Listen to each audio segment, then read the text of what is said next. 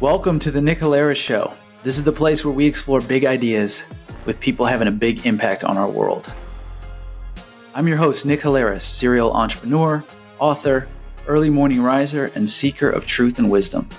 Join me as we explore the journeys and discoveries of fascinating people who are literally unlocking the secrets to creating a life of both success and fulfillment. Each episode will arm you with insights, ideas, and practical perspectives on what it takes not only to be financially and personally successful, but also how to start having authentic impact on the world around you. Well, welcome everybody back to the Nick Halaris Show. Our guest this week is my good friend, Michael Kelly, who's the executive director of the Drucker Institute at Claremont. Michael, welcome to the show. Thank you, Nick. Looking forward to this. Excited. Yeah, man, we've had I feel like these thinkers like Peters and Drucker, they were onto something that people it comes in waves, it seems like, because we're going through an era right now where the idea that a business is more than just profits is top of mind for everyone because of what they just went through in COVID. And we had this mass resignation during COVID because people were like, hey, this employer is not treating me right, so I'm going to just find somebody else. I feel like thinkers like that are making a resurgence. Are you noticing that just at the Drucker Institute, like more interest in the work now as a result of COVID, or what? Yeah, so every year for the past 7 years, the Drucker Institute, prior to my existence, created the Drucker corporate rankings, looking at publicly traded companies, who ranks highest when it comes to these philosophies of Peter Drucker: customer satisfaction, employee development and engagement, innovation, corporate social responsibility, and financial stability. And the rankings actually just came out today. You can see it in the Wall Street Journal, and you see that there's been consistency at the top. Our economy, as we all know, has been dominated by tech. The relationships of tech, particular companies, partner with another company that supplies the software and some of the hardware, develop it. But there is that underlying thread that tech is going throughout everything, the automobile industry and the appliances in your house and all that stuff. Yeah. But the companies you see, even though you have consistency at the top for the overall level of doing the right things well, you go into you look at the rankings in this particular year. What was interesting was the people that rose the most in the rankings are the ones that did well in customer satisfaction and employee engagement, some a little on the innovation. And the other piece too is, even though tech and kind of like the big pharma, some of the healthcare dominated your top 10, which they've consistently done over a couple of years, where you found diversity in industry was in customer satisfaction. So you take a company like Hershey's, right? The candy and all that stuff is their ability to really satisfy that customer. Still goes back into this, it's people, right? Mm-hmm. Corporations are just they're shells. Legally you might say they're people, but it's the people inside that get up every day and do this stuff. Yeah, that's an interesting point.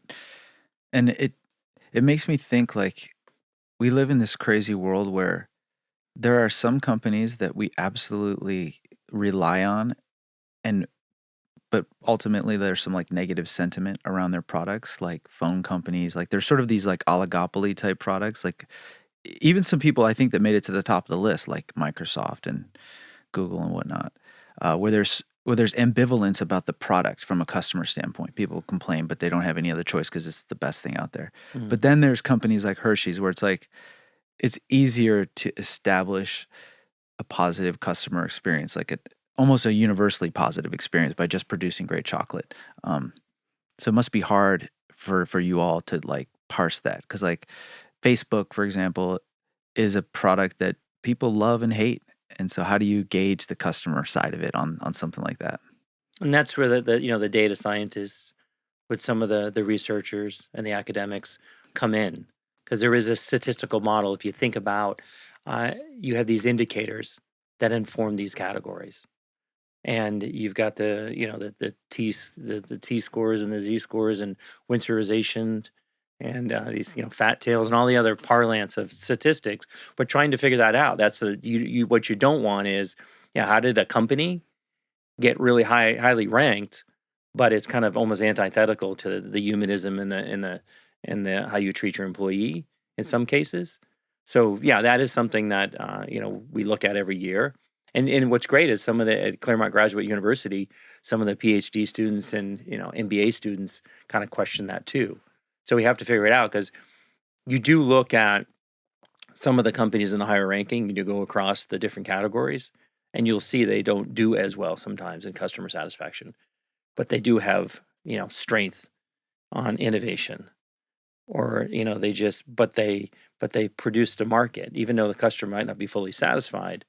There's still need for that, and that kind of goes back to the other question, going back into a functioning society is finding that balance. And I think that's where we've gone a little astray, and the debate continues on in Washington and other places. Is if you look at online visually, you look at the charts and graphs, and you look at the acquisitions and mergers over time in banking and healthcare and in tech, we ask ourselves, if you have fewer and fewer of these more centralized companies, what does that mean for competition? What does that mean for that mission of, yes, serving your customer first and foremost if they don't have a lot of other places to go? And I think that's kind of that big challenge Yeah. that we're faced. And you look at the industries too. The other interesting part about it too is where the employee is going to find satisfaction. Part of, like, if you think about tech, is there's kind of a peer selection. There's a talented group of people. They kind of get an opportunity to work in an industry with people they're normally peers with, and they get, they're kind of in sometimes non-routine type work. My software development more routine, but they have this ethos of like changing the world. And you think about, what Drucker has said, culture persists, right? And part of that is, tying it to execution. Everything's execution, right? Because everybody talks about strategy. That's kind of the ready, aim, aim, aim. But at some point you have to kind of fire and do something. And so Yeah. I think that's the challenge going back into is like what Drucker will say over and it's like giving people some sense of purpose. And that's, all these people wake up every day and, some are going to be excited to go to their jobs. Some are going to be a little less excited. So it is part of the people providing those jobs. Like, how do we give people purpose, value, and best align, particularly values Yeah. of the company with the individual? Yeah. And I feel like that's sort of been in a bear market. I feel like, preceding COVID even is sort of this focus on something beyond like the mundane idea of like, hey, let me just report to duty and earn my paycheck. Human beings need more than that. And I've been talking on this show actually about this topic to everybody essentially, whether they're in business or they're civic activists or authors or whatever. And what's been interesting about it is that sort of the universal advice is the same as Drucker's, which is that, if you want to improve your life or you want to improve your company, focus on meaning and purpose. And if you can do that and you can do it in an authentic way, you can achieve, more than you can possibly imagine. But in the context of modern work, I do think, to be fair to these corporations, it's tough, right? If you're Microsoft, you got people all over the world, or Apple, or any of these companies that make this top list, to come up with a culture in the first place that's even like coherent is an achievement, and then to come up with one that instills a sense of purpose in your employees for a sustained period of time, like that's real leadership, and that's hard to do, I'm sure. Yeah, and that goes back to the thing what we're facing, let's say for Los Angeles, is having worked on, and I know you were part of this group, the evolution of LA's economy. Because going back into, I don't think, I was quoted today in the journal about this aspect of why do certain companies still thrive at the top and maintain their ranking at the top. And I think they've discovered this like virtual upward cycle of success. Success begets success. You figured out your customer, you've got the skilled talent, you've got the capital resources to innovate, market, be out in the community. That present the profits and all that. But there's other part of within LA's economy is a lot of it's driven by public sector employment, social sector employment, and healthcare and tourism. And the challenge with that, going back into this, purpose, what gets everybody up every day, what drives them, where's their incentive, is some of the jobs that we have, we've gone from a country that kind of stopped making things. We're trying to come back to that, but I think here in LA, we're like a 90% service industry. And if you got a massive healthcare system and you have people that are going to use that healthcare system, they just don't, they have to walk in and someone has to facilitate the initial interaction to process them with paperwork or to check in or bring them back for, take their blood pressure and all these other things. And some of those jobs are pretty mundane or home healthcare workers. And some of them don't, the compensation is not that great. So like our challenge is, I think is if you look at 400,000 plus potential jobs that are open in LA now, and you're finding that throughout the country too, um, is how do you incent people to come work there and find some sense of purpose and value, but discover that there potentially could be upward mobility or other things. Yeah.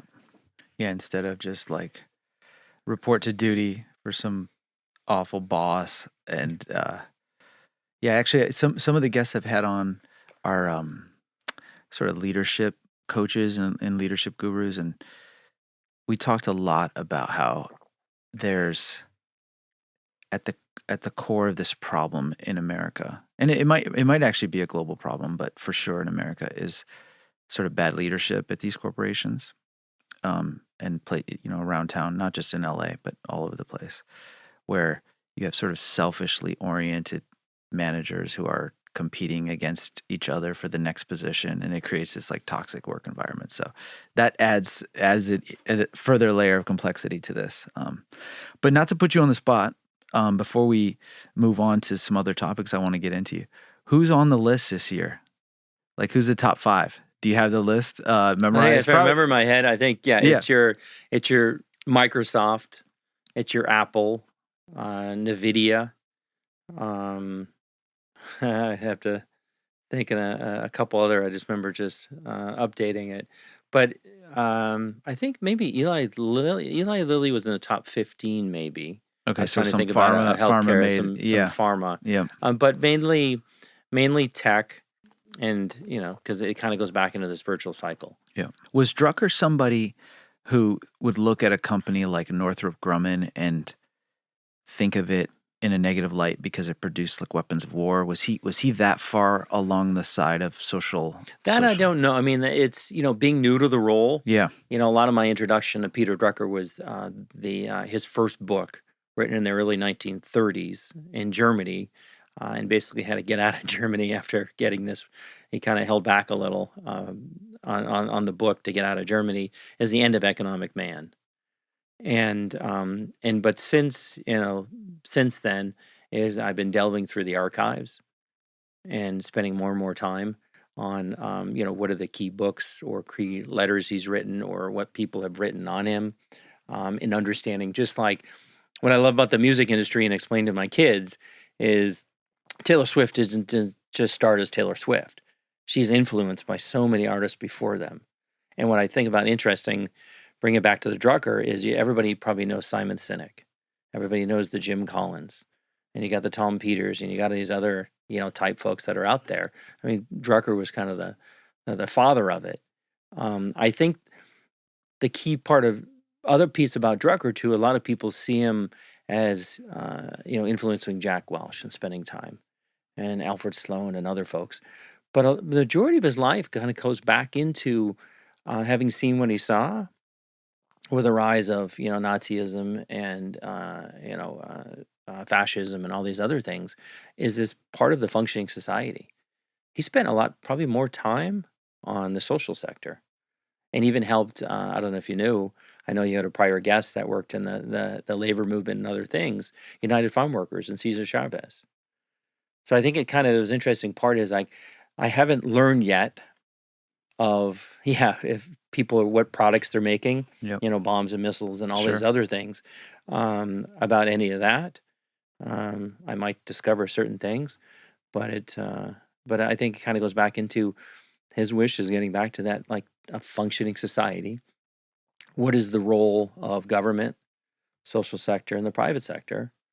And the thing is I would say, sometimes obviously they're bad leaders, but a lot of times it's just I think most leaders, having spent a lot of time with CEOs and governors and other folks, they're human beings. They've been shaped by their background, shaped by their experiences. They're the ones that wanted to step forward, have the personality to step forward. And I think sometimes it's if they have some bad habits as they go on to be successful, their bad habits get reaffirmed because they're successful. And they're saying like something's right. And that kind of goes back into that sitting down what Drucker was good about. Kind of looking out the window, looking at the simplicity of life. And what drives an individual, or what is the company doing? And if it's not in that business, would it get in the business today? And that was an Yep. interesting story with the Jack Welch asking him that question, and Jack Welch saying, "Okay, what are the divisions in GE? If you're not ranked one or two in leading the industry, do we do something about it? Recalibrate it, abandon, and all that other stuff." So I think hopefully the best leaders are the ones that realize they're human beings. There are some flaws. They have to make decisions. They're going to take some criticism, um, but they got to be, self-aware and open to some feedback. Yeah, and I think that last point you just made is like that's the hard part, because people who become successful in these competitive environments often develop sort of egos that are unwilling to be or unable to be self-aware, and definitely not open to feedback. And I think that's sort of like the root cause of toxic workplace crisis in America, essentially. Yeah, and there's a lot of pressure too, right? If you think about the the people that found Peter's disdain was Wall Street. Right? Wall Street has a purpose. They capitalize, they invest. But at the end of the day, when the profits tend to flow to the kind of the facilitators of dollars on Wall Street and the hedge funds and private equity and all those other folks, he'd rather see the profits generated from the companies and the employees benefit from it. The customer benefit from a good product, good customer service to the maintenance or delivery of whatever that product, corporate social responsibility, that community aspect of it. Yeah. And I think that's the thing that we see is the acceleration of a lot of money and fewer hands, with less of kind of a product to show for it, except from a return aspect, Yeah. like the 2 and 20 and that kind of stuff. Yeah. That's what I think from what I do remember reading something about when he had passed, somebody had mentioned a reference to like the disdain for that type of stuff. I see. That was what he was critical of, which that makes sense, because like there's nothing wrong with financialization. Like it's unleashed a lot of important trends around the world at helping countries grow and whatnot. But the businesses that thrive in an overly financialized world are very small compared to the scale of businesses that were thriving like before financialization. So if you look at like pre 1980, the big companies were like producing things, chemical companies, car companies, and they offered a broader set of economic opportunities for people, which is why, we're in this country, at least trying to go back to that, because hey, if you have a bunch of companies like Goldman Sachs where the people are highly, highly compensated, but there are only a few of them, where does that leave the rest of everybody? Like you said about And LA, where does yeah, that and leave this all goes these back to people? the Yeah. interesting part of the evolution of LA. If you think about Woody Powell wrote about the anchor tenant theory, and you think about the creation of LA being very polycentric, people could live and work in certain areas. Take for example a company I work for, the Boeing company, acquiring used McDonnell Douglas and everything else. So they had a footprint, 30 plus years ago after these acquisitions, about 90,000 people. You look at the numbers of Bank of America and how many people they employed back in the day. Is yes, Boeing, Bank of America, they had a lot of capital, but what they did have, they had a presence in communities. You think about, how many people you run into in the kind of middle age who says, "Oh, my mother and father worked on the building of the C-17, or they worked for Northrop on the original satellites and all that stuff." Aerospace and entertainment have touched so much. Even the studios you could put this in, they were the anchor tenants of the community, and with that comes you got business leadership, executive civic leadership. You have corporate social responsibility, community giving. You have employee giving, volunteering. You had so much within that community. Now, because of what's happened, this kind of acceleration into capital, into fewer hands, that someone had figured something out software wise and a code wise, where they could touch the billions of people in the entire world, and they could sit on so much more capital through the flow of information and the engagement of a customer through a screen. And instead of employing 90,000 people, not name names, but you can have a tech company that can have, quadruple the amount of capital, and the amount of staff is de minimis, and their engagement in the overall civic community is de minimis. That's part of, like, I think that the atrophying a little of our economy, which is critical because it's good to see small and medium-sized businesses, I would say not some thriving, some more surviving, but you still need like the drivers of our economy. You're going to have your secondary and your tertiary parts, but look at where are the drivers of LA's economy. Yeah, and it reminds me of a point you brought up earlier, which is an interesting feature and perhaps a dangerous feature of this modern world we live in is that the businesses that are becoming successful are sort of naturally becoming either duopolies or some cases straight up monopolies, and there's just less and less competition out there just in general. Yeah, and look at Yeah. it this way too, is I say it once again, raising kids too, who have to interact and regulate with themselves with a screen, is there's producers and consumers. And if you look at the pool of producers, the people that write the code, that produce the platform, say the hardware, you have a growing population of the consumers of that. Whether it's social media or whether it's the one click of a buy of a movie and all these other things, or one click of a song, one click of buying stuff for your house, everyday stuff. And the interesting part is the producers are so smart, they figured out, just like soft drink companies did years back, starting with Dr. Pepper, they figured out the manipulation of the human mind and the chemicals that, impact the chemistry of our body to get people to one, they have access to something, prompt them to continually use that something, and just kind of get into this, this virtuous cycle. Or not so virtuous, depending on what Or it is. yeah, I mean virtuous yeah. as in the action part or the self-reinforcing. Yeah. And it's like, and this kind of goes back into, we need to get back to like producing of something. Could be a thought, could be anywhere from a poem to a car, Yeah.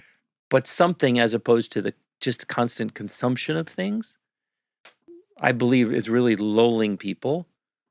And the other day, what really blew me away was someone says, if you really want to talk about what accelerated some of this divide that we have, not just in producers and consumers, but the tribalism, was the moment, like originally when Facebook and these social media sites started, people could go on and say, somebody says something, all you do is post a comment.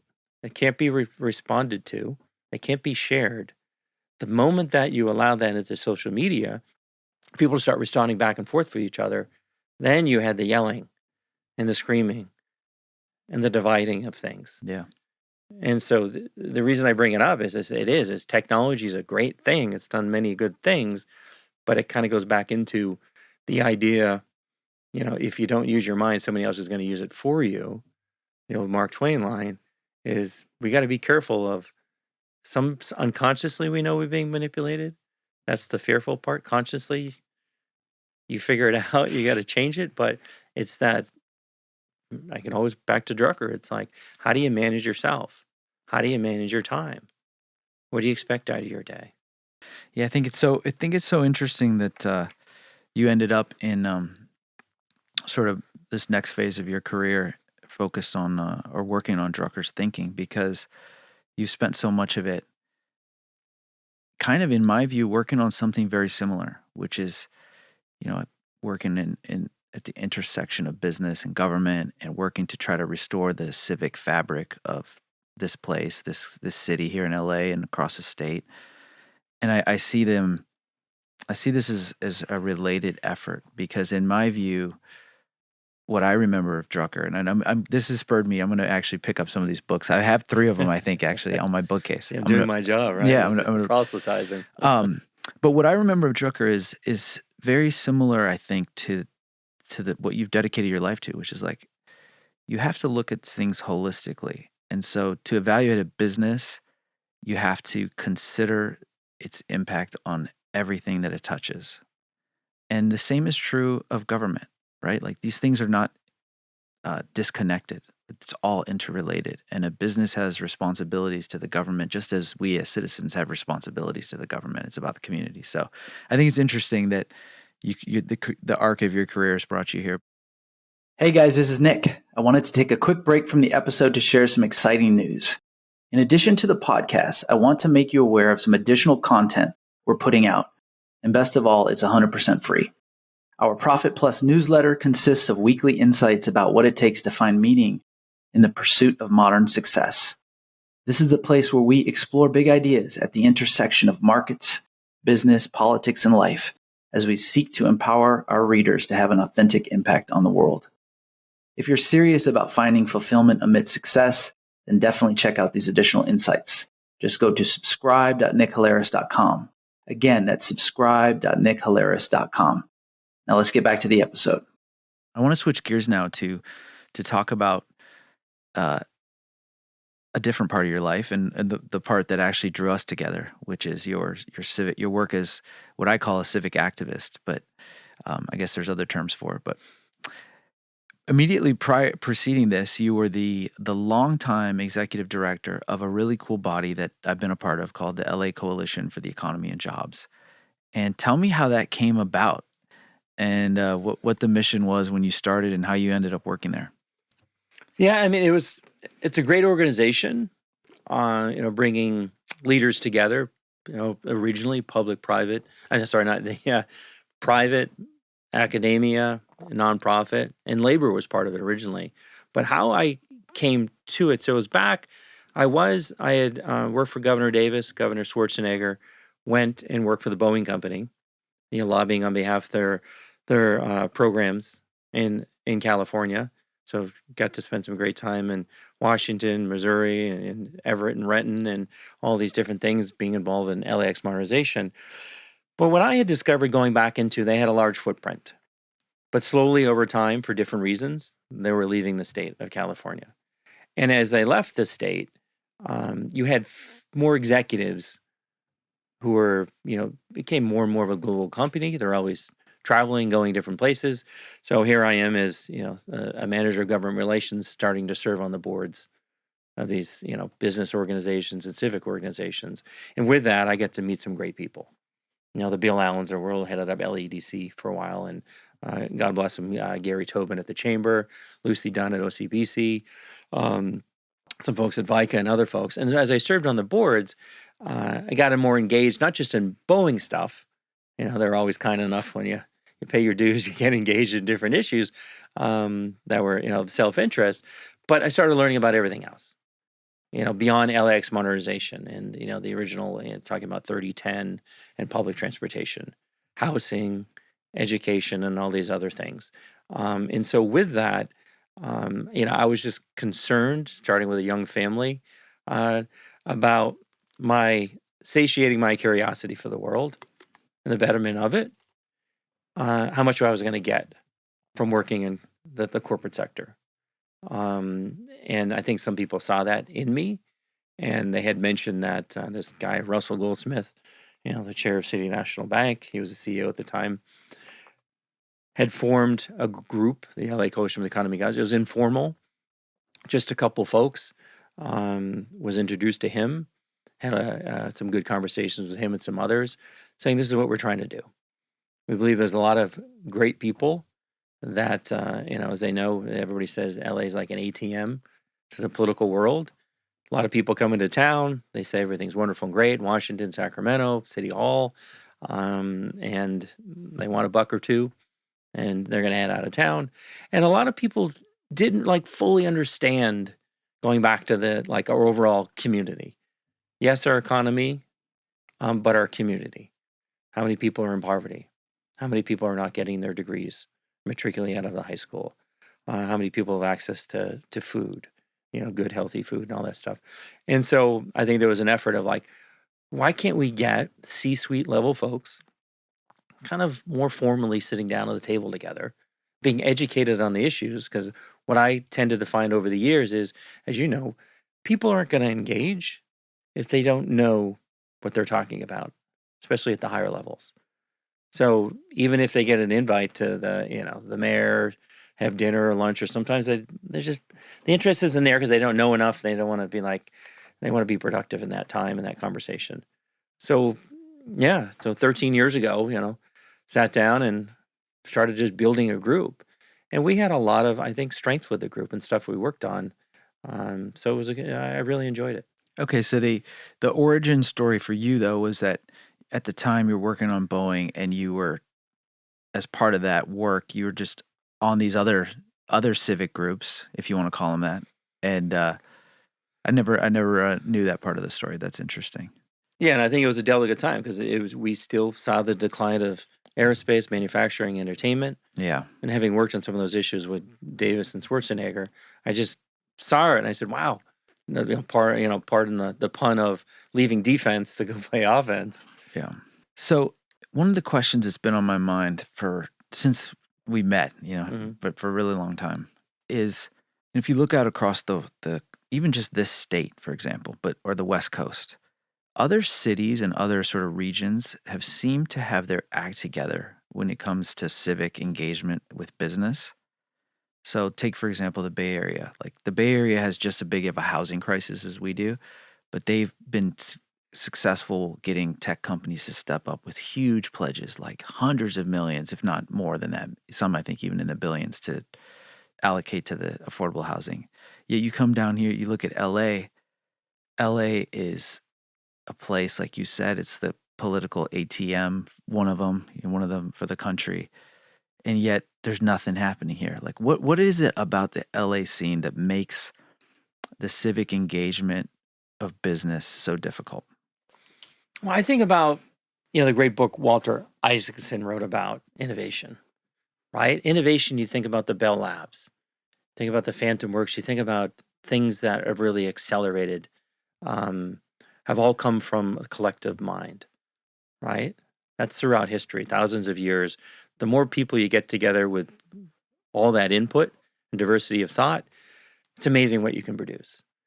And part of it is that density part. What I found interesting about reading Isaacson about Silicon Valley is you could have people running these amazing companies, Hewlett-Packard and all these other stuff. They live in these communities in which they can go walk the communities. They have dinner together. And that kind of goes back into this polycentric part of LA. Like, what is really LA, right? You can have the city of LA, but it's surrounded by 87 other cities. And then you can have the county with just a few supervisors overseeing, millions of people. Yeah, I think it's like 5 supervisors, 10 to 12 million people or something crazy like that. Yeah, and I think, the population of LA County State's about 10 million. Yeah. 5 supervisors. Yeah. And then you add in the 15 city council members and a mayor that does have executive authority, but, as they say, the mayor has more power to stop things than start things because the way things are structured. But there is that piece. So going back into that kind of, we have a mosaic of great civic and business leaders throughout history. Part of what made it work prior was there was a concentration of, downtown Pasadena, Hancock Park, wealth, and a concentration of a need to, how do we become a world-class city through art and culture was one of the things where Dorothy Chandler and kind of shaking things up. Because there was people talk about a Committee of 25 originally. And what's interesting, Committee of 25, obviously dominated by, older white gentlemen from industry, money. But what they did is corruption at City Hall was bad for business. So they focused on who should be the mayor, who should be the police chief. They didn't focus on the kind of those bigger issues. But back to your question about how do we kind of unraveled over time. One has to do with just we're a dense city, but leadership's diffuse. It's all over the place, right? All different parts, and it's very difficult. Nobody wants to sit in traffic for 2 hours for an hour meeting. And you think about COVID and all that stuff. The other part too is some of these companies that we do have here that are left are much more global. If the majority, 80% or something of their market's outside of LA, then it doesn't lend to good local, citizenship. They'll throw some money here and there to the mayor and other folks. But I think I'll go back to that point of it's that collective intelligence. It's that people kind of wandering in and out, and running into each other. And LA doesn't lend that well to that as much as some of these other cities like New York or Chicago or Houston, in the Bay Area. So I think that is our biggest challenge. Yeah, that's a good point. LA it's a behemoth, and if you live and work in Pasadena or Burbank or something, the likelihood that you're gonna go to like Silicon Beach in a day is zero. You're not even gonna go downtown if you're an executive of one of these companies. So the geography is challenging. But I think your point. I really like your point too about the global. It kind of goes back to the conversation we were having when we were talking about Drucker, which is take a company like Disney, for example. Disney is an LA SoCal institution, right? Started here and makes movies and has all the theme parks and blah blah blah. But if you're the CEO of Disney, you're like 99% of your customers are not here. You're selling all over the place. And so your focus is not the same kind of focus as it would be if you were selling locally and that was your dominant kind of market. I think that's a good point.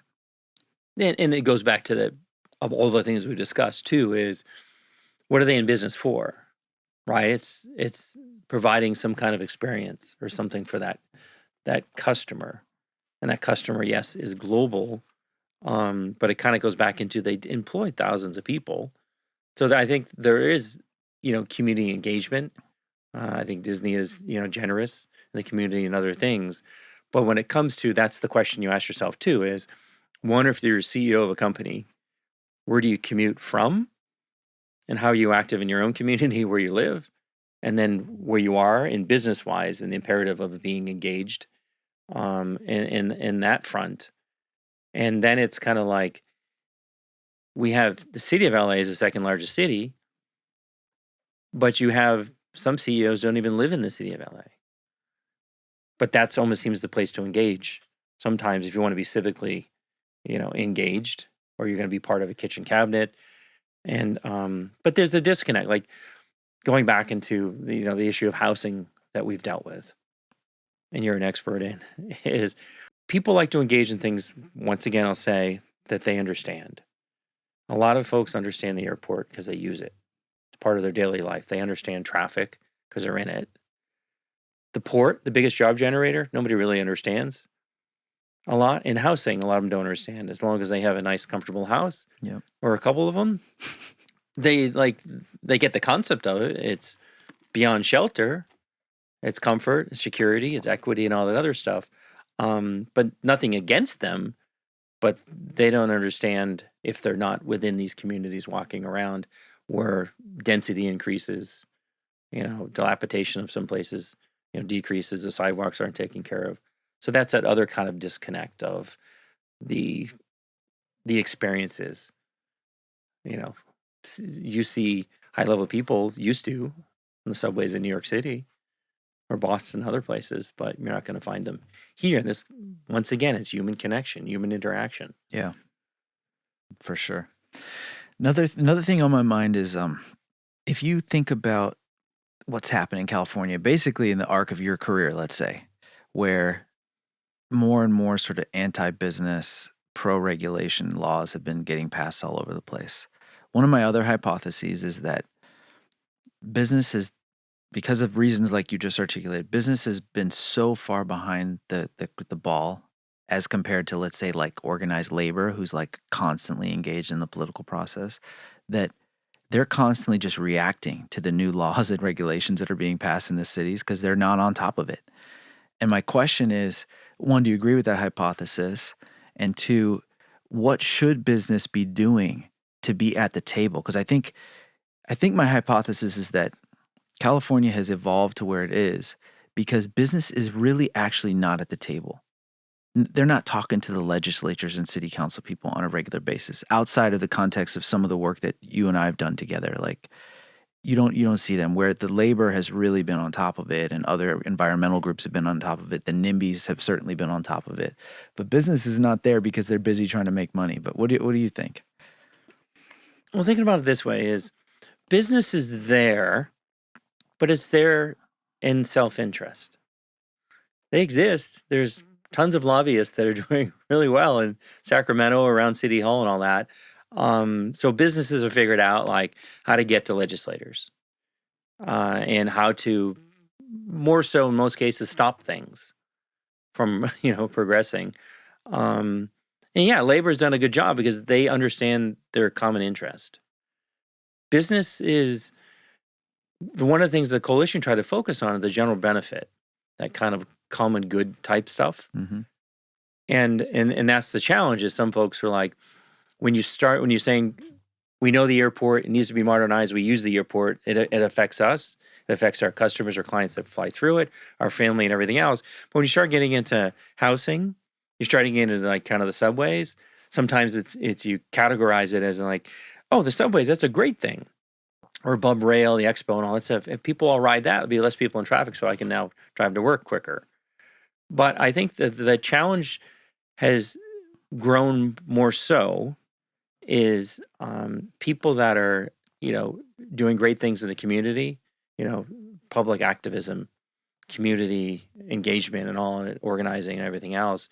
Some of them have never been part of a business or business community or entrepreneurialism and don't fully comprehend the struggle of onerous regulations and licensing and fees and the accumulation of it. You talk about like the holistic approach to society. It's because of Prop 13 and other side. Like governments have taken this holistic approach to how we find, fee, and license people. And if people don't understand it, they can wake up every day and go and say, hey, anecdotally, I've heard 3 or 4 cases of this, and that. And they're like, well, we need a law for that. And that's the challenge that people tend to forget is if you're a state senator or a state assembly person, you're a legislator. You need to come up with bills every year. You need to keep yourself kind of front and center in your community and all that stuff. And with that is kind of it lends to kind of just like pushing things through. Then there's the kind of piggybacking, but obviously when labor is chirping your ear, look, we do need child labor laws. We do need issues on overtime and all that other stuff. But I think it's businesses separate from through a lobbyist or just a personal relationship based on what they're doing. It's much harder to kind of like coalesce a bunch of folks sustainably. You can get them behind something in one call with the governor and 30 people in a phone call, but everybody knows at the end of the day is there's really going to be follow-up. And so, yes, I think there's a big disconnect, and it's a challenge, and everybody's trying every different angle, but it's almost like the real core issues that are driving business from California, people they don't really want to fully deal with. And that's the challenge, because we know $68 billion budget deficit. We know the problem is our tax system is out of date, right? Our sales tax, our individual tax, it's just all out of whack. But everybody, even Jerry Brown, who's the supposedly foremost expert in government, he was just like, politically, can't do it. Prop 13, who's going to touch it? Yeah, that's a whole can of worms. I think you raise a really good point about the lobbyists. I'm glad you brought that up because I think it provides a nuance and context to my hypothesis about business not being at the table. And it's not that business isn't at the table, it's that business isn't at the table together. So yes, the businesses are absolutely in the ears of politicians, but they're in there for like these spot issues that impact their business. And they're not there as a group advocating for policies around, let's say zoning reform or tax reform, like you just brought up, outside of focused efforts like the 13 years at the LA Coalition. Like there are instances and examples of businesses coming together and like trying to interface with government and trying to make things better or more pro business, but it's not the same follow through as maybe some of these other groups. And I think that that's the other challenge too. The biggest challenge I would say in the 13 years is you have really well-intentioned, bright, smart, capable leaders, but at the moment they walk in, they're the messenger on behalf of something. And I think that because of, like we said, there's bad leaders in government, the social sector, and the private sector everywhere. Um, it's easy to put the moniker of corporate greed or just what do they know? They're rich and all this other stuff. And so I think that's a lot of the disconnect that's happened at the city and county level in Sacramento is people don't mind individually coming and meeting with a CEO because that's part of the political process and all that other stuff. But like collectively, some are better than others in sitting and having a conversation with them and saying these people have something to say. I'm not going to agree with everything that they have to say, maybe on, the rate of the corporate tax or, other issues on, housing and zoning and, where to change things. But I just feel like the way, especially if you think about the city and the path we've gone down, is I feel like there's almost like zero interest. Is we know what the solutions are. We know that people do want to be helpful, but I think this great disconnect has happened. And there's the kind of going back into what I said about the social media acceleration of people not really fully wanting to listen to each other as Yeah. opposed to talk over each other. And then that other part of like there's issues that have been, if an issue's been around for a while, take like LA Unified and all the challenges and all the money that other folks had put into it, is the other challenge we found is over the decades, if things haven't worked, no matter how much money has been thrown at it, a lot of folks, they don't want to be the next one to weigh in on that because it's kind of this, we're having difficulty with this kind of the status, the kind of the like every great movie and everybody talks about the difference between people don't like the things the way they are, but they're afraid of change. That continuity and change is what's the stimulant, what's the catalyst to bring about like the real change that's needed with the right resources, because we don't have unlimited resources. And this kind of goes back into if the largest employers in LA County today are the public sector, and the public sector exists because of the private sector, then what does it say? The more you drive out and are willing to listen to the needs of that private sector who generates the tax base, communities making, people making decent livings to be able to afford to live here, then you're going to have this, continuation of poverty.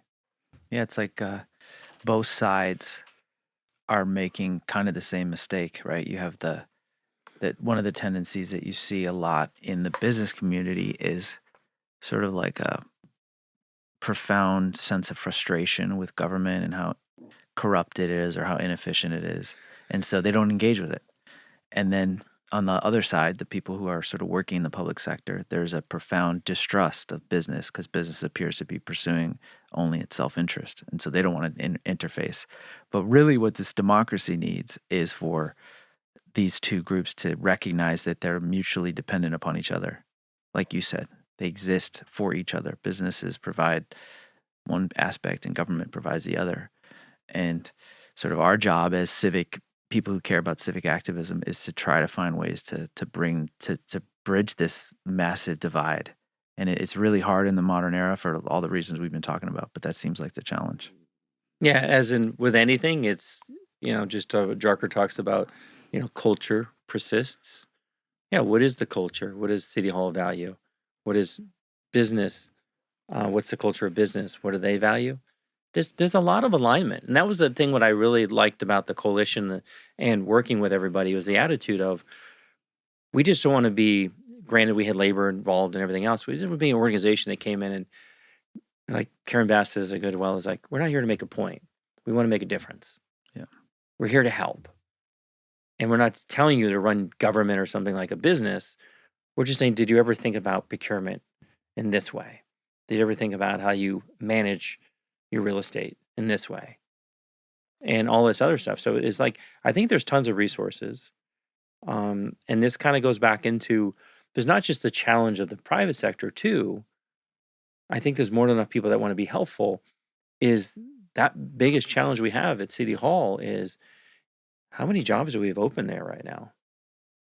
This goes back to our bigger conversation about the purpose in life and the incentive to work, and seeing that you can have a role, you can have a career, you could, do something. And if you say to yourself, if there's 7,000, 8,000 jobs open at City Hall right now, in a part, it's like if the city doesn't want to engage in how you intake people, the human resources, the civil service process, you're going to continue to have that problem. And no matter how much business wants to be helpful, if the bandwidth is not there to take in the information, to partner together and move forward on the things that should be prioritized, then you can't process the permits for a new business, electrification of a new restaurant, the permitting for developers and all that other stuff. Yeah. That is a thing that we got to continually to watch. And someone's going to sooner or later have to step up and say, I not only get it, but I'm actually willing to do something about it. Yeah. That's a great data point because it's one of these numbers that people are not paying close enough attention to. But if you look nationally, this isn't just an LA problem. I think the number of unfilled positions in America is something like 10 million. So there you have that number, right? You have 10 million open jobs, which is an incredible number, right? And then at the same time, if you look, there's another piece of data which the Fed has started to talk about a little bit, which is labor force participation, which is also, the chart looks kind of crazy. Like there was a surge where people were entering the workforce, and now it's kind of on this crazy downtrend. It's on a multi-decade downtrend. And there's all kinds of sociological reasons maybe why this is happening. But it's a problem. It's a sign, in my view, that the labor market, there's something seriously wrong with the labor market. The fact that you have people dropping out of the labor force, and at the same time you have 10 million open positions. Is it going back into the consumerism and all that other stuff? Have we created an all or nothing economy?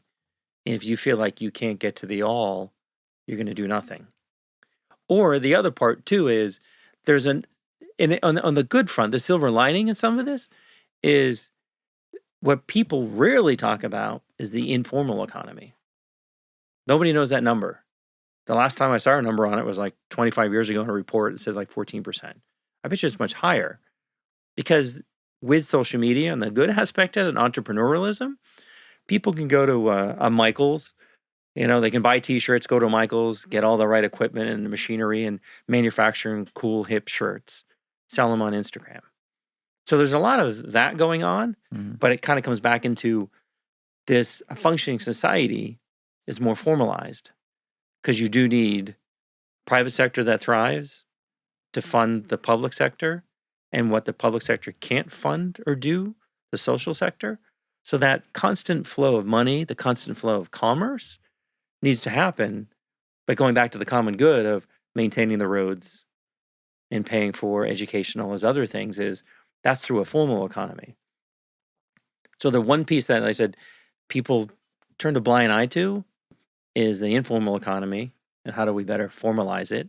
And I know that probably the most right in our face right now issue is, street vendors versus the mom and pops throughout all communities. That, that's kind of a big issue. Yeah. But we have to, everybody, give them some kind of opportunity. Other than that, then we're going to do what's happening. You're going to have a tax base that decreases as the needs increase.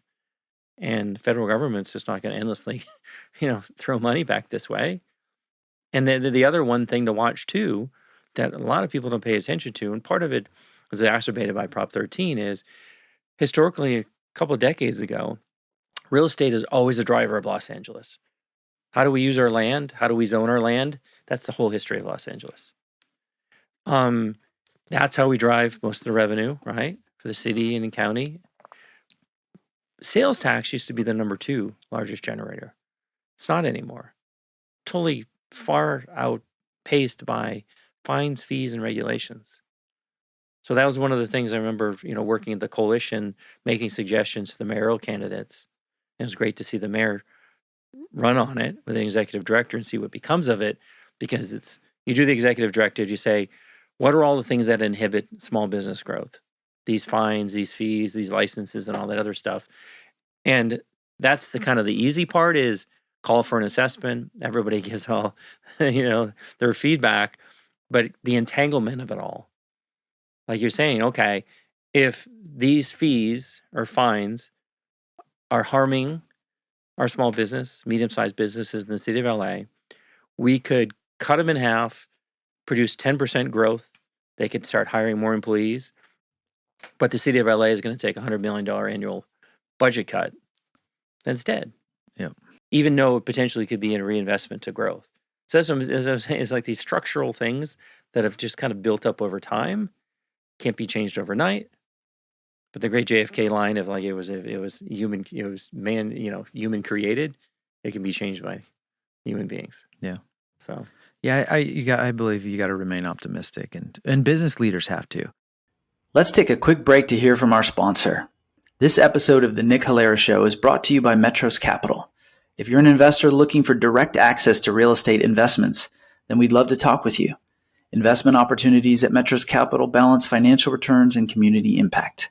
To learn more, contact us at metros.nickhalaris.com. Again, that's metros.nickhalaris.com. Now let's get back to the episode. Another question on this topic that I wanted to ask you for a long time is, so you ran the coalition for 13 years and you saw a lot of CEOs and high-powered people. Like what in your view makes a good civic activist? I think this goes back into, what is that great line, is most people don't have to be educated, they just have to be reminded.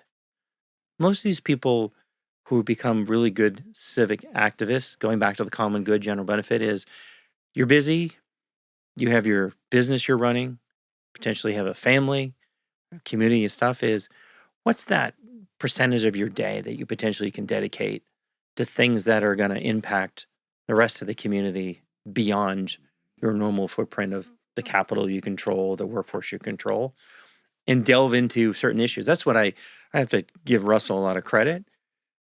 With the explosive growth of his bank at the time, he said, this goes back to Peter Drucker and how you manage your time, is he would always dedicate time, no matter how busy he was. We'd sit in the office, we'd talk through things based on our conversations with other people in the network.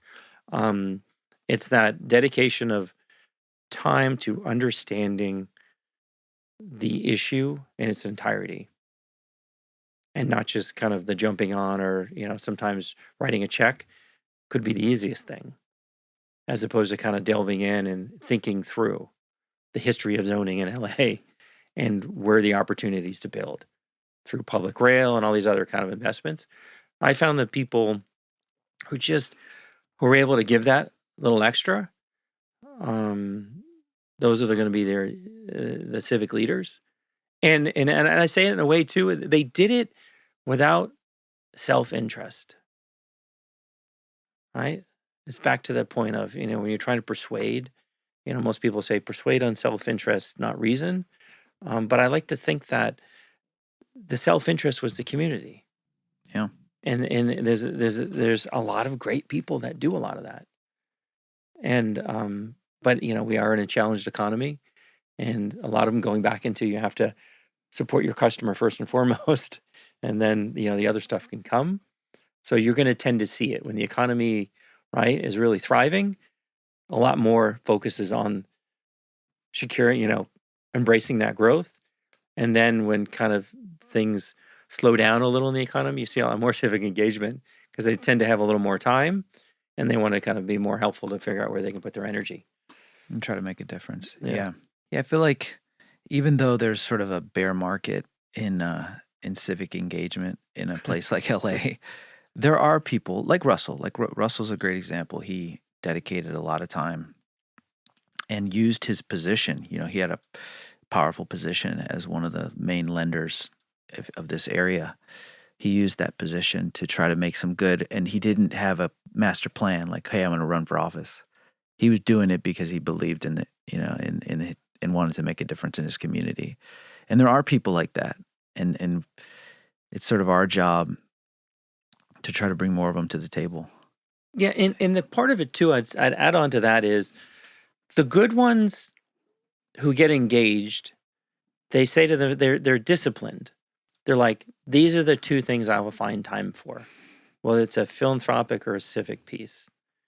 And what was interesting about the Russell and some of the other folks is instead of getting into some like, I will support, this research, I will support this hospital, I'll support these educational endeavors, as opposed to he got involved in some of the other great folks are involved in the common good. I'll say it over and over again, in the general benefit, the overall holistic. What are the different, like, it's very formulaic when you think about an economy or a community and how it works and all the little pieces that make it work. And so it was saying, yeah, most people are disciplined. These are the things I support. But some of the other folks are like, well, there's a bigger picture to it. So that was kind of what was different and unique, because we all know, like, I've worked with plenty of folks on an education initiative or some other type of stuff. And even some of those, they've been wonderful and great and kind of throwing their hat in the ring. But it's sooner or later, energy levels wane, and they fluctuate too.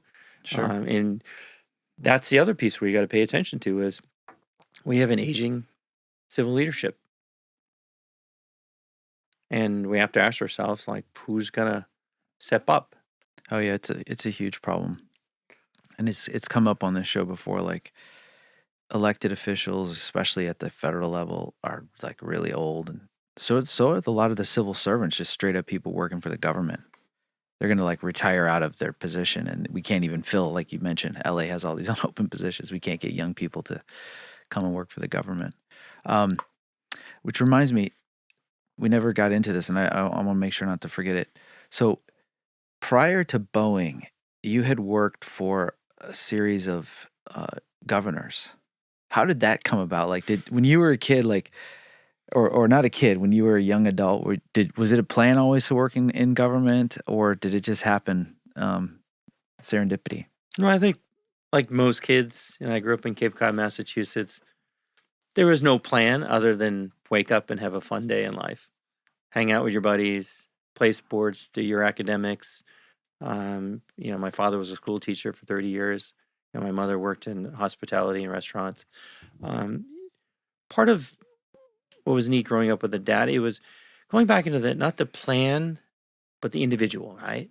Raising kids now, you realize personalities are there. It's the behaviors. It's the emotional over cognitive and all that other stuff. And, how do you learn how to operate in the world? And I think the values that my father instilled in me was that being a good person. You're part of a community. There's other people in that community, as much as you can, because, being a boy, you're a ding-a-ling a lot in that. But I watched him as a role model, right? Modeling the behavior of being a school teacher. And even if he was a little ill, he never missed a day of school. Therefore, I never missed a day of school. Even if I had, sports industry and injury and surgery, we'd go and have to go up to Boston. We'd do something. If we got back early, he's like, we got to go home. We don't go to lunch or anything else because I'm part of the school district. I don't want somebody to say, oh, look at our school teacher hanging out here, even if it's with his son who has his arm in a sling or something like that. There was this kind of like this interesting way of that kind of that bigger picture. And then a lot of, school teachers run for local offices. and some became selectmen, so I got a chance to walk some precincts and other things. So I saw a lot of that. Interesting. Did your father run? No, he didn't run. But some of his friends did or Um, something? some of his friends did, so I kind of got to experience all that other stuff. Um, but there was a disconnect too. It's a challenge of, I think, what, 90% of people in the U.S.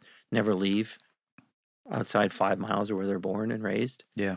And I feel like yourself and myself, there's certain people that smaller percentage just like, this is nice, this is great, but there's more out there.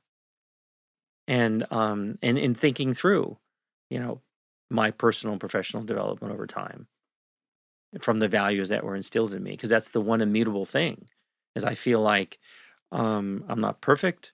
We all, make mistakes and do some silly stuff. As long as, yeah, it's not egregious and, all these other things. But I feel like I've taken that thread throughout my life. And there's the other path too of like understanding what you're good at. And I think one of the things I separate from sports, what I was good at for some reason was economics, right? I don't know if you go back to academically and you're like, oh, that was an easy test, that was an easy paper. And someone looks at you, you're like, what are you, nuts? And if other people are saying that wasn't easy and you really enjoy it and you like it and you're thriving, you're like, it seems like, so that happened with economics. But it wasn't like I'm gonna go work for the Fed, because that's back to the challenge. You are what you see. And Cape Cod is a town where, my mother was born and raised there. People we still like, you could fish, live like the Indians did. You can fish and you can farm. Big service industry. You go into the city of Boston where my dad was raised, and you're like, what are these people doing in all these buildings? Like you didn't really, grasp that. So it didn't make my mind explode with opportunity. And we were, father of, middle class means as teacher. We weren't traveling to Europe, South America, and all these other places where that really like drives your understanding of the world and diversity and different cultures Yeah. and how other people, interact. Um, so yeah, I don't think it's like a Hollywood, like it's not replicable story of, yeah, get an economics degree. My girlfriend was getting a degree at Emerson College at the time, was going to come out. Her first job was at Baywatch out here, but driving across the country. The crazy part is I took an economics degree, and I was a top golfer in Massachusetts and won a Boston Globe All Scholastic Award for golf. Um, and I played professional golf after my economics degree. And my girlfriend was a year behind me. So I played mini tour events in New England and Florida for that year. Came out here. I did work in the industry out here, but I wanted to be a golfer, not, teaching lessons and working in a shop. And so as my girlfriend and I had separated at the time, I had to say, am I going to stay? Am I not going to stay? If I'm not going to make it as a tour player at this level, since I moved all the way out here, um, I actually crazy story, opened up the Yellow Pages, aged myself, looked up Senator Boxer, said, I want to volunteer. Nobody returned my phone call. Called Gray Davis, Lieutenant Governor's office. Someone says, okay, come on in. They thought I was a Republican plant coming from the country club. Gray Davis had been in politics for a long time, lieutenant governor, aspirations for governor. Turns out his scheduler, I went to UMass Amherst, grew up in Holyoke, and he had a young staff, and they gave internships to kids in college. I was already at college for 3 or 4 years. They created a volunteer position for me. So I'd get up at 4 o'clock, drive all the way from the South Bay up to a private club, work most of the day, say 6 to 2, 2:30.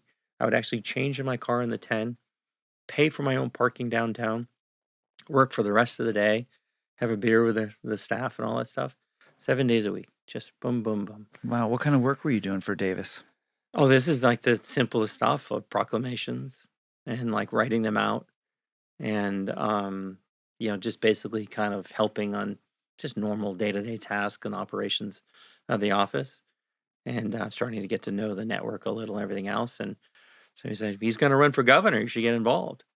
So that's how they hired me on full time on the campaign. And then I just started kind of learning more and more of California politics, the players, who's involved, and Senator Feinstein might run, Jane Harman did run.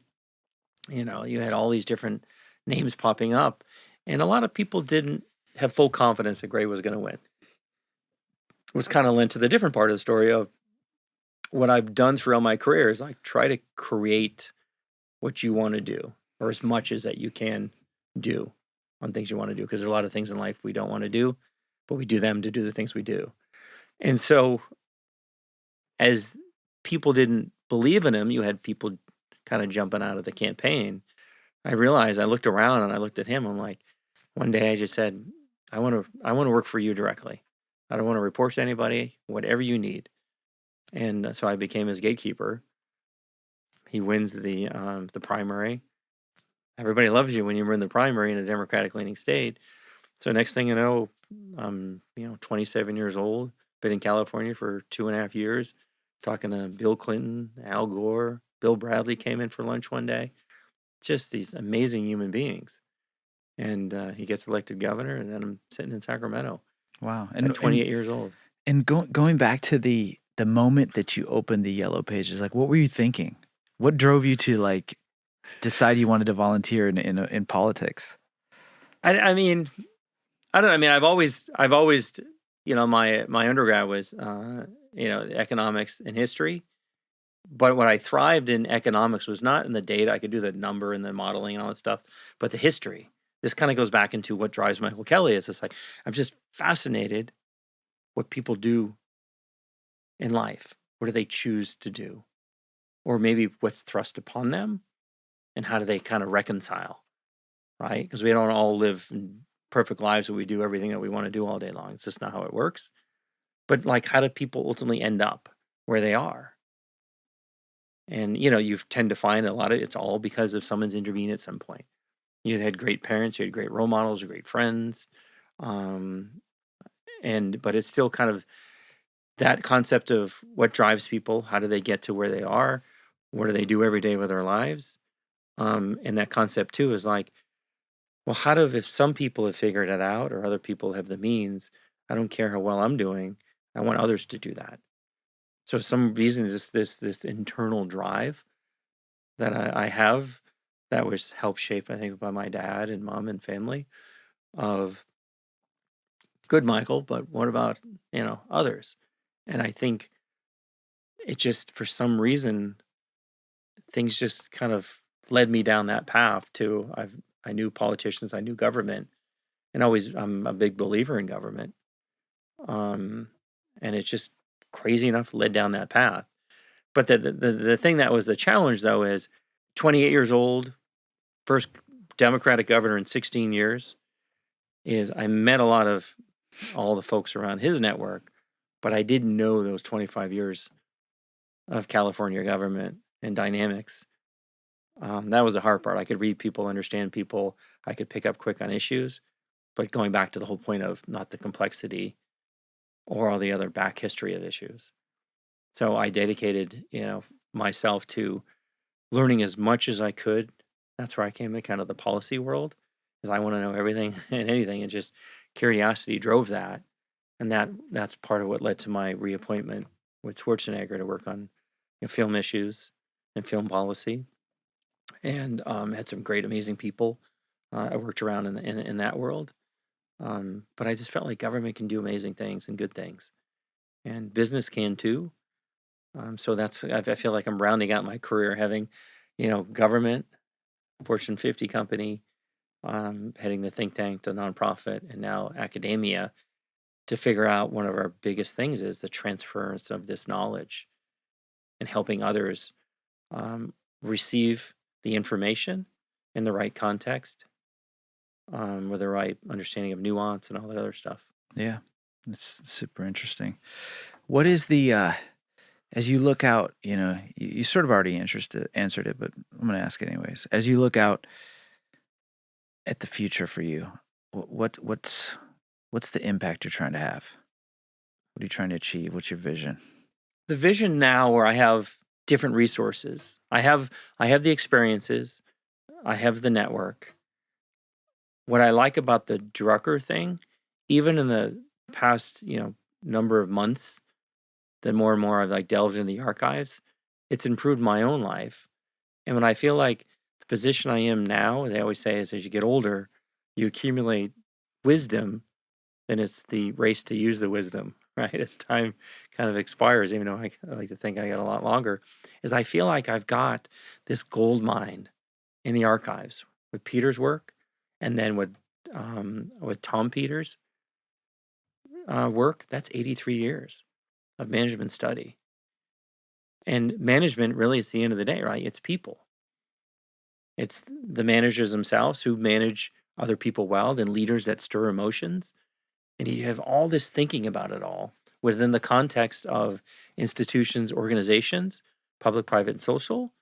So if I can take my applied experiences and all the things that I've accumulated over my years doing these other things, now take it in academia and be around really smart people who really do the research and delve into this stuff, put those things together to be able to go and share, creating a playbook for the public sector, creating a playbook for the social sector, customized executive programs for people in management roles, and make them stronger so they make their institutions single-mindedly stronger, but then more interactive amongst each other, then I'd like to think that we're going to change the needle.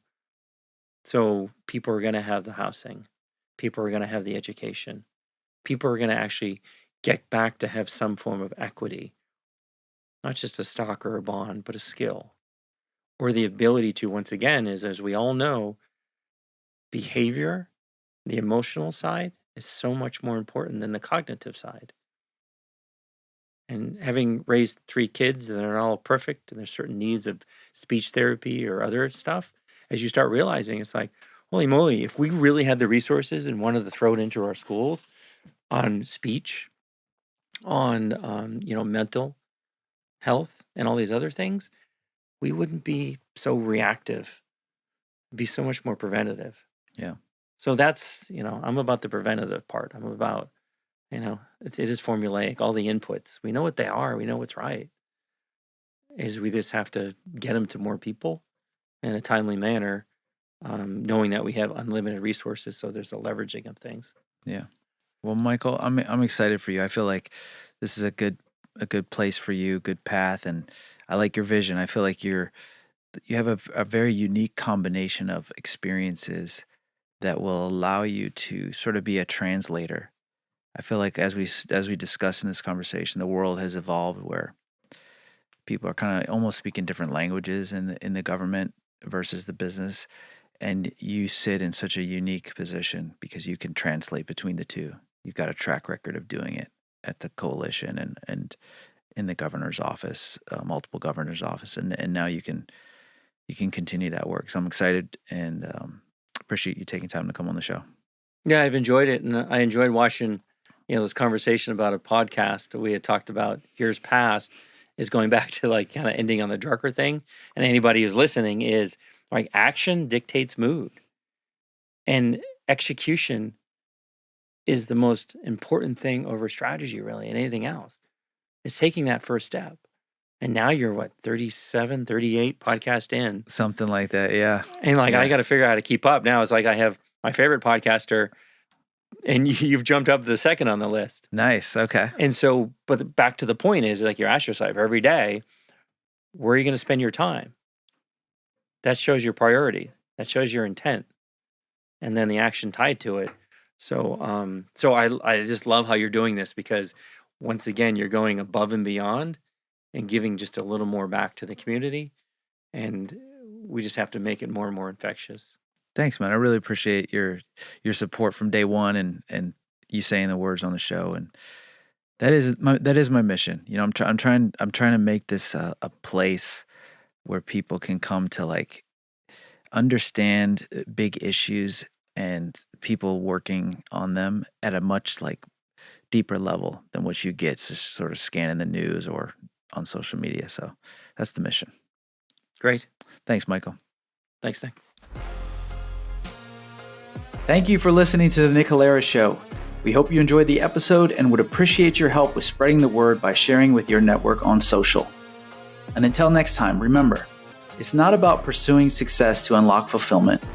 It's about learning how to find fulfillment in the midst of success.